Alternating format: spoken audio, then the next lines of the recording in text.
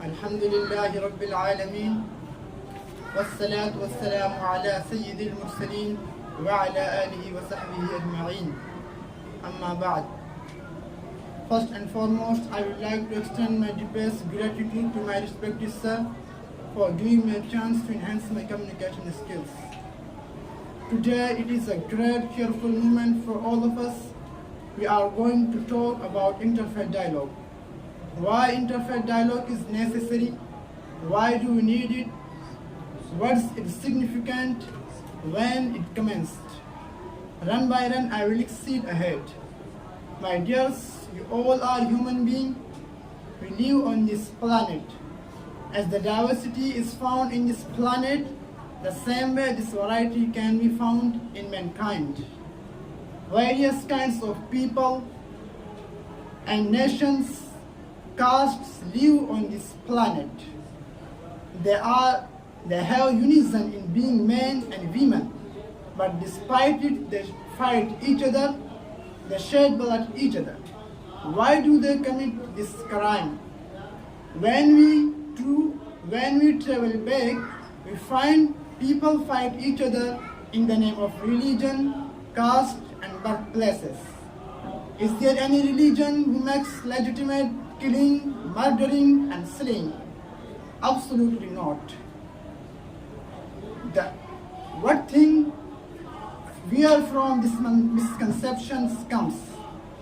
When we ponder, we find ignorance leads people towards it. It is an acknowledged fact. No one can escape from this reality. Religions do not exist in vacuum. They exist in society side by side with political, economic, and social process. The most important thing is that they exist among the people who follow religions and who try to shape their lives according to their religious scriptures, traditions, and faiths. Let's patch differences by knowing identification of interfaith dialogue. Interfaith dialogue refers to cooperative, constructive, positive interaction between different kinds of religions, traditions, and faiths. Interfaith dialogue builds bridges of understanding, tolerance, and unity among us. It serves as a beacon of hope in the world. My dears, there will be no peace among the nations without peace among the people of religions. There will be no peace among the people of religion without interfaith dialogue among the religions. Interfaith dialogue is necessary for coexistence, for communal harmony, and for unity. My dears, we live in this country. There are different kinds of people who belong to different regions and communities. They have different languages. But nowadays, our country is suffering from this disease and maladies that people fight each other and they shed blood each other in the name of religion, castes.